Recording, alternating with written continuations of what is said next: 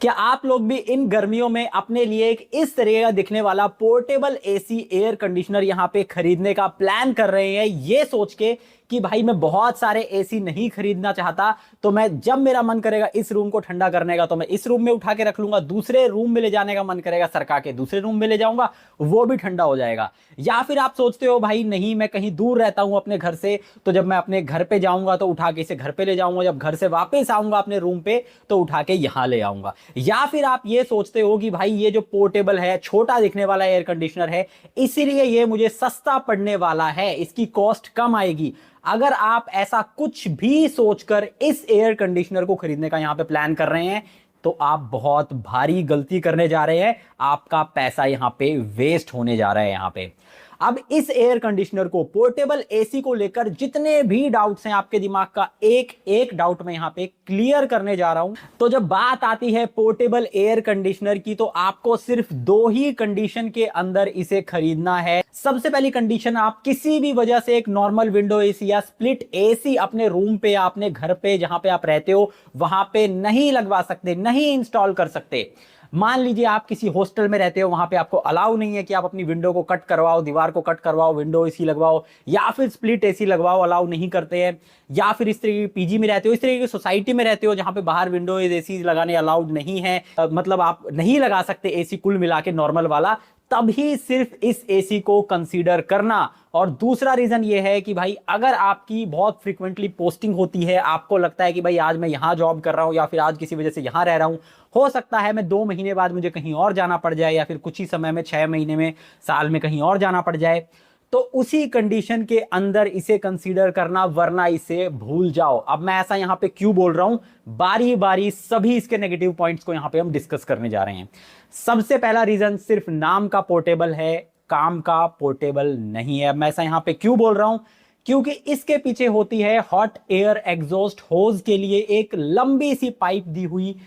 आपने देखा होगा जो कि नॉर्मल एसी होते हैं, विंडोज एसी यहाँ पे होते हैं, या फिर जो स्प्लिट एसी होते हैं, उनकी जो आउटडोर यूनिट होती है, वहां से हॉट एयर है वो पीछे से बाहर निकलती रहती है। यहां पर भी सेम चीज है, ये भी एक AC he at the end, यहां पे भी सेम चीजें सब लगी हुई है। इसके अंदर एक कंप्रेसर लगा है भाई, यहाँ पे इवेपोरेटर भी इसके अंदर लगा हुआ है, आपकी कॉइल्स हैं जो कि हीट अप होती हैं, तो इससे इसकी कॉइल्स को भाई ठंडा करना पड़ता है। तो यहाँ पे ये पोर्टेबल एसी भी अपने बैक से जो हॉट एयर है वो एग्जॉस्ट यहाँ पे करता है, बस मैकेनिज्म थोड़ा सा अलग है। यहाँ पे क्या है, ये पाइप आपको अपने घर से बाहर छोड़नी पड़ेगी। और आप एक चीज का ध्यान रखना, जितनी ज्यादा पाइप हो सके बाहर ही यहाँ पे रखना, क्योंकि ये जो होज है, जो पाइप है, अपने आप में इतनी ज्यादा हीटअप होती है, क्योंकि इसके जब तक ये चलता रहेगा आपके रूम में, इससे हॉट एयर जाती रहेगी यहाँ पे बाहर। तो अगर इतना भी पार्ट अगर मान लीजिए आपके रूम में रह जाता है, तो वो जो ये जो पाइप है वो गर्म होके जो हीट को है वो रेडिएट करती रहेगी आपने के रूम में। तो एक तरफ से तो आपका एसी रूम को ठंडा कर रहा है, दूसरी तरफ से जो हॉट एयर वाली जो पाइप है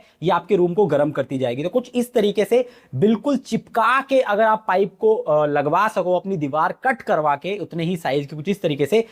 तो इसे लगवा लेना। नहीं तो भाई ज्यादा पाइप छोड़ोगे तो रूम इससे फिर गर्म होगा आपका। और इसी वजह से भाई ये पोर्टेबिलिटी इतनी नहीं है इसकी, नाम सिर्फ पोर्टेबल है। क्योंकि मान लीजिए आप सोचते हो कि भाई मेरे घर में 3 कमरे हैं या फिर एक बाथरूम भी है जहां पे मैं इसे सरका के ले जाऊं जब भी मुझे जरूरत पड़े उस रूम को या उस जगह को ठंडा करने की या किचन को ठंडा करने की, तो हर जगह आपको इस तरीके के कट्स बनवाने पड़ेंगे और ये कट बिल्कुल सील होने चाहिए। ऐसा नहीं है कि आपने अपनी विंडो खोली और उससे बाहर होज निकाल के, पाइप निकाल के पटक दी। और दूसरा इसका सबसे बड़ा नेगेटिव यहां पे ये है कि ये आपके रूम के अंदर एक नेगेटिव प्रेशर क्रिएट करके रखता है, जिस वजह से भाई आप बाहर से अंदर गर्म हवा आएगी, इसको अवॉइड नहीं कर सकते। अब देखिए यहां पे जो जो एक नॉर्मल एसी यूनिट है, मान लीजिए आप विंडो एसी है या फिर अब स्प्लिट एसी की बात करें, वहां पे ये होता है कि जो कंडेंसर वाला जो एरिया होता है ना, कॉइल वाला, वो यहाँ पे बाहर होता है। तो वो जो कंडेंसर कॉइल है वो यहाँ पे गर्म होती रहती है। जब वो बाहर वाली कॉइल गर्म होती है तो भाई उसे ठंडा भी करना पड़ता है।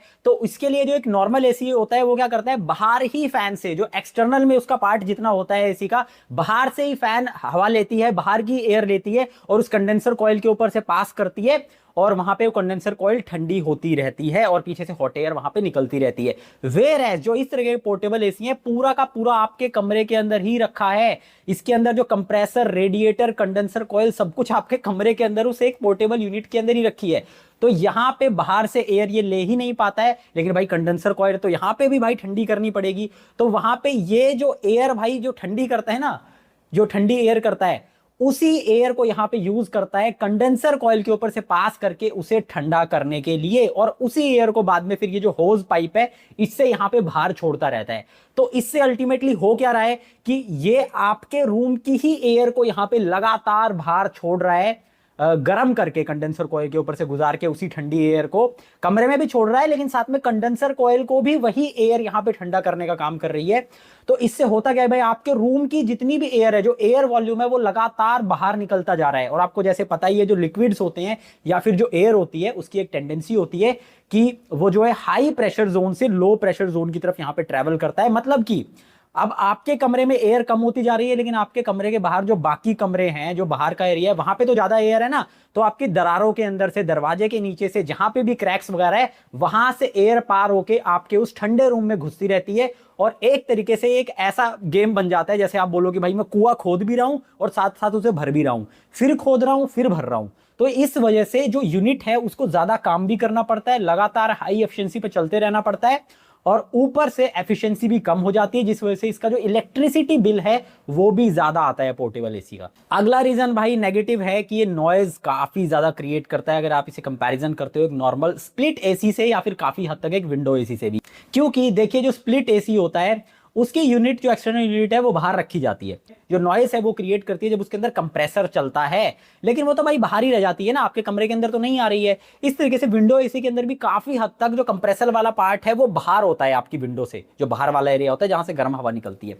तो वो नॉइज बाहर क्रिएट करता है। लेकिन यहाँ पे पोर्टेबल एसी का मतलब ये है कि भाई सब कुछ इस यूनिट के अंदर भी है, कंप्रेसर भी आपके कमरे के अंदर ही रखा है, इवेपोरेटर कॉइल भी आपके कमरे के अंदर रखी है, फैन भी आपके कमरे के अंदर रखा है। तो ये सारा कंप्रेसर, ये सब चीज मिलकर ज्यादा नॉइज यहाँ पे क्रिएट करती है, और ये एक सिग्निफिकेंटली फर्क है भाई नॉइज के अंदर, जहां पे से आप एक नॉर्मल एसी और इस पोर्टेबल एसी को यहाँ पे कंपेयर करोगे। इसके बाद अगला नेगेटिव पॉइंट है कि नो ऑटो ड्रेन सिस्टम। आपने देखा होगा जो बाकी नॉर्मल एसी होते हैं, हमारे स्प्लिट एसी या विंडो एसी, वहां से एक पाइप गई होती है जिसके अंदर से लगातार जो पानी है वो फ्लश होता रहता है, उसके बाद पानी निकलता रहता है एसी से लगातार, वो अपने आप ही वो निकालता रहता है जहां पे भी आप पाइप छोड़ दोगे। यहाँ पे ऐसा नहीं है, खासतौर पे इंडिया के अंदर जितने भी पोर्टेबल एसीज के मॉडल अवेलेबल है वहां पे भाई इनके अंदर ही एक टैंक होता है पोर्टेबल एसी के अंदर, आपको बार बार उस पानी को खुद ही खाली करना पड़ेगा। तो ये कुछ उसी तरीके से हो गया जिस तरीके से जब लोग कूलर रखते हैं तो कूलर में जो है वो पानी भरते हैं रोज, इसके अंदर आपको जो पानी है जब भी भर जाएगा तो आपको खाली यहां पे करना पड़ेगा, तो एक्स्ट्रा सिरदर्द हो जाता है। और नेक्स्ट इसका एक बड़ा सरदर्द ये भी है, नेगेटिव है,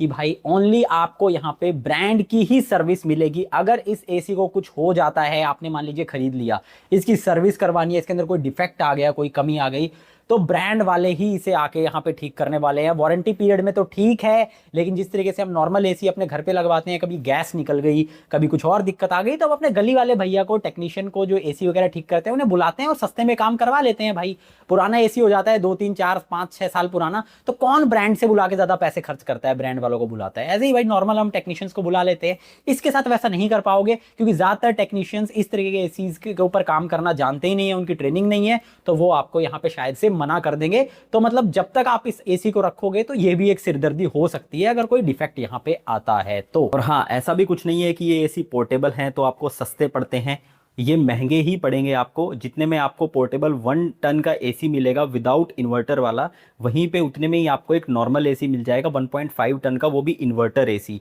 और बाद में भी पोर्टेबल जो एसीज हैं इनका इलेक्ट्रिसिटी बिल ज़्यादा ही आता है as compare to normal ACs. बाकी फिर भी अगर आप किसी भी वजह से एक नॉर्मल एसी यहां पे नहीं लगा सकते, जो वजह मैंने आपको बताई थी शुरू में, आपको एक पोर्टेबल एसी ही खरीदना है अपने लिए, तो आपकी सहूलियत के उसके लिंक्स आपको डिस्क्रिप्शन में देखने को मिल जाएंगे, बेस्ट एसीज के, बेस्ट पोर्टेबल एसीज के। और अगर आप एक नॉर्मल एसी खरीदना चाहते हैं, 2026 के जो बेस्ट एसीज हैं 1 टन में भी और 1.5 टन में भी, विंडो भी और स्प्लिट एसीज भी, उनके लिंक्स भी आपको डिस्क्रिप्शन में देखने को मिल जाएंगे, जहां से आके जाके आप डायरेक्ट यहां पे बाई कर सकते हो। तो मुझे उम्मीद है आपको वीडियो पसंद आई होगी। वीडियो पसंद आई तो यार हमेशा की तरह वीडियो को लाइक जरूर से कर देना। चैनल पर नए हो, पहली बार आया तो भाई चैनल को सब्सक्राइब करके बेल आइकन को जरूर से दबा देना। और मैं मिलता हूं हमेशा की तरफ से नेक्स्ट वीडियो के लिए, बाय एंड